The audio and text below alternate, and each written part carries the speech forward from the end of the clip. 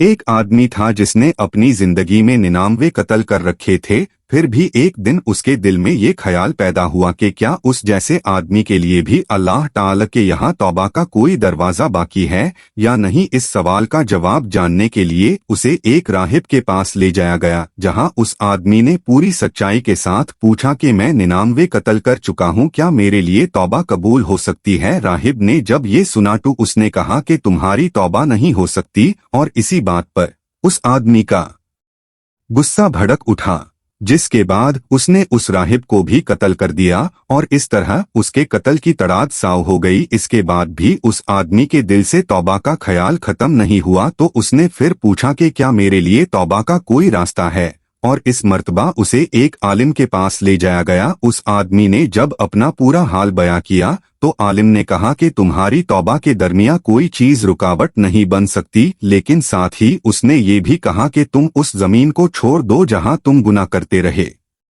हो, क्योंकि वहां के लोग बुरे हैं। आलिम ने उसे हिदायत दी कि तुम उस जमीन पर चले जाओ जहां के लोग अल्लाह ताला की इबादत करते हैं, और वहीं जाकर अपनी जिंदगी का नया आगाज करो। वो आदमी पूरी सच्ची नियत के साथ उस नेक जमीन की तरफ चल पड़ा, लेकिन अभी वो रास्ते में ही था कि उसे मौत आ गई। उसकी मौत के बाद रहमत के फरिश्ते और अजाब के फरिश्ते आपस में इख्तिलाफ करने लगे। एक कह रहा था कि ये रहमत का मुस्ताहिक है और दूसरा कह रहा था कि इसने बहुत कत्ल किए हैं।